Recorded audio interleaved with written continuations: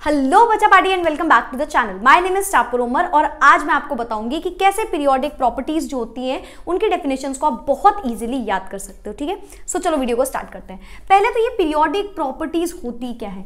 ये वो प्रॉपर्टीज होती हैं जो एक पर्टिकुलर पीरियोडिक टेबल में चेंज हुआ करती हैं। ठीक है, ऐसी प्रॉपर्टी जो एक रेगुलर इंटरवल के बाद चेंज होती है या फिर रिपीट होती है उन्हें हम कहते हैं पीरियोडिक प्रॉपर्टीज। यहाँ पे कुछ 4 टाइप की पीरियोडिक प्रॉपर्टीज हैं जो कि सबसे मेन होती है। ठीक है, तो सबसे पहली पीरियोडिक प्रॉपर्टी आती है एटॉमिक रेडियस। नाम से समझ में आ रहा है एटम की रेडियस, करेक्ट। चलो इसको ऐसे ही समझते हैं, यानी कि एक एटम की रेडियस की बात हो रही है। किसी सर्कल की रेडियस क्या होती है? सेंटर से लेकर सर्कमफ्रेंस तक की डिस्टेंस। सिमिलरली एटम की रेडियस भी यही होती है, न्यूक्लियस यानी कि सेंटर से लेकर आउटर मोस्ट शेल तक की डिस्टेंस, तो ये होती है एटॉमिक रेडियस। ठीक है, सो इट इज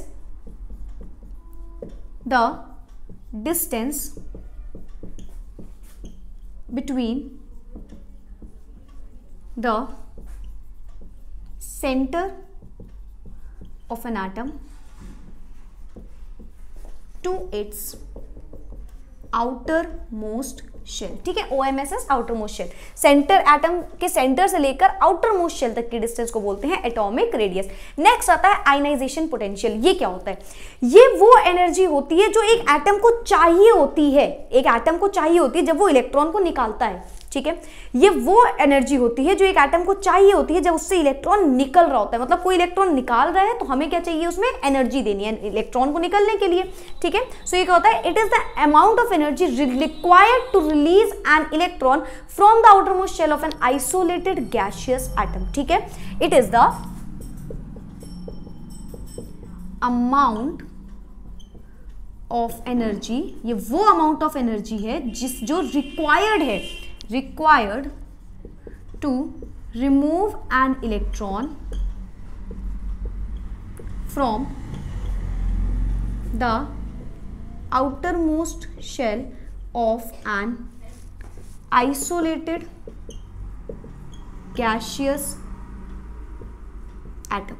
ठीक है, अब ध्यान से सारी बातों को समझो। अमाउंट ऑफ एनर्जी जो रिक्वायर्ड होगी, ठीक है, अमाउंट ऑफ एनर्जी जो जरूरत होगी उसको किसके लिए? एक इलेक्ट्रॉन को निकालने के लिए, इलेक्ट्रॉन को निकालने के लिए आउटर मोस्ट शेल से in an isolated gaseous atom. Isolated gaseous atom ma'am क्यों? देखो, आइसोलेटेड का मतलब होता है अकेले, और गैसियस स्टेट में ही वो अकेला हो सकता है। यार जब वो सॉलिड और बाकी स्टेट में होगा उस टाइम वो किसी से मिला होगा, यानी कि उसको अकेला होना जरूरी है तभी वो इलेक्ट्रॉन को निकाल पाएगा। तो पहले हम उसको आइसोलेटेड स्टेट में लेके जाएंगे, आइसोलेट करने के लिए उसको गैसियस स्टेट में लेके जाना पड़ेगा, तो आइसोलेटेड गैसियस एटम लिखते हैं यहाँ पे। ठीक है, क्या होता है? अमाउंट ऑफ एनर्जी रिक्वायर्ड, नाम ध्यान रखना, रिक्वायर्ड याद रखो, रिमूव करने के लिए इलेक्ट्रॉन को, रिक्वायर्ड होती है रिमूव करने के लिए इलेक्ट्रॉन को। क्यों इतने ध्यान से बता रही हूँ? क्योंकि इलेक्ट्रॉन एफिनिटी में और इलेक्ट्रॉन और आयनाइजेशन पोटेंशियल में सब कंफ्यूज हो जाते हैं। ठीक है, नेक्स्ट आता है हमारा इलेक्ट्रॉन एफिनिटी। ये क्या होता है? ये वो एनर्जी होती है जो निकलती है जब इलेक्ट्रॉन ले रहा होता है एटम इलेक्ट्रॉन ले रहा है तो एनर्जी निकल रही है तो इलेक्ट्रॉन एफिनिटी, एनर्जी की जरूरत पड़ रही है तो आयनाइजेशन पोटेंशियल। फिर से, एनर्जी निकल रही है तो इलेक्ट्रॉन एफिनिटी, एनर्जी की जरूरत है तो आयनाइजेशन पोटेंशियल। ठीक है, ये क्या होता है? The amount of energy released when an atom in a gaseous state accepts an electron. Electron लेने के लिए जो एनर्जी निकल रही है वो होता है हमारा इलेक्ट्रॉन एफिनिटी। ठीक है, so it is the amount of energy released, या फिर इसको मैं नीचे लिखती हूं, amount of energy released when an atom in a gaseous state accepts an electron to become an anion। ठीक है, एनायन बनने के लिए, भाई एनायन बन जाएगा, इलेक्ट्रॉन दे रहा है तो। ठीक है, फिर से एनर्जी रिलीज, वहां पे क्या था? रिक्वायर्ड। आयनाइजेशन पोटेंशियल में रिक्वायर्ड होती है, इलेक्ट्रॉन एफिनिटी में रिलीज होती है। When an atom in a gaseous state accept करता है एक इलेक्ट्रॉन और बन जाता है एन आयन। ठीक है, इलेक्ट्रोनेगेटिविटी क्या होती है? इलेक्ट्रोनेगेटिविटी होती है जब कोई इलेक्ट्रॉन खींच रहा है, दो एटम है, एक एटम क्या कर रहा है, इलेक्ट्रॉन को खींच रहा है दूसरे एटम से, तो इस टेंडेंसी को बोलते हैं इलेक्ट्रोनेगेटिविटी, ठीक है।